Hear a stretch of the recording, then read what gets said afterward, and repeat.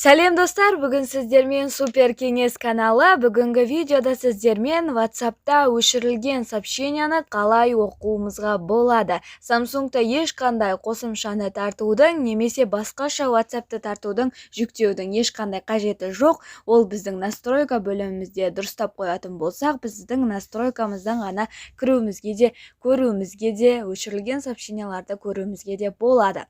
Видеоның соңына дейін көруді кеңес беремін, себебі бұл видеода ешкім айта бермейтін құпиямен бөлісетін боламын. Видеоны соңына дейін көріп, каналмен дос болуды ұмытпаңыздар, себебі бұл каналда өзім қолданған керемет лайфхактармен бөлісетін боламын. Ең алдымен біз, мысалы WhatsApp'та бізде біреу сообщениясын өшіріп тастады, және де оның не жазған біз білгіміз келеді. Оны біз ең алдымен біз настройка бөліміне кіреміз. Samsung телефондарында настройка бөліміне кіреміз, және де настройка бөлімінде біз жоғарыда шығатын болса, уведомление деген бөлімге кіреміз. Одан кейін мына жерде астына түсетін болсақ, дополнительные параметры дегенді басамыз, және де журнал уведомлений деген шығып тұрады сіздерде.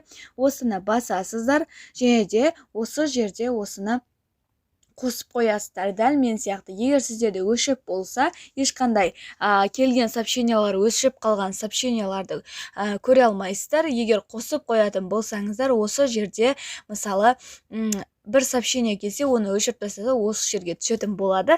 Енді маған біреу сообщение жазса, мысалы, сообщение жазсын, және де сол сообщенияны қазір мен ол өшіріп тастайды.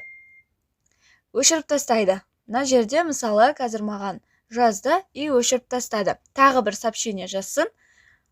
Және де одан кейін біз екі сообщенияны да жаңағы жерден көретін боламыз. Қазір өшірді. Мына көріп тұрғандарыңыздай удалить етті. Және де одан кейін енді мына жерге өтетін болса, журнал уведомлений, және де мына жерде привет деген жаңағы өшірілді, но мына жерде тұрады. Мына жерде тұр. Көріп тұрғандарыңыздай, мына жерде привет деген сөзі осы жерде тұр. Дәл осылай тағы бір сообщение жазып көрсін, сонымен барлығы тексерілген болады. Менде де барлық сообщение қай чаттайым болмасын, барлығы өшірілген сообщениялардың барлығы сол жерге түседі екен. Өте керемет. Негізі менде де осы басқаша WhatsApp'тарды тартып солай жасаймын деп жүргенем, но бұл лайфхак маған өте тиімді болды.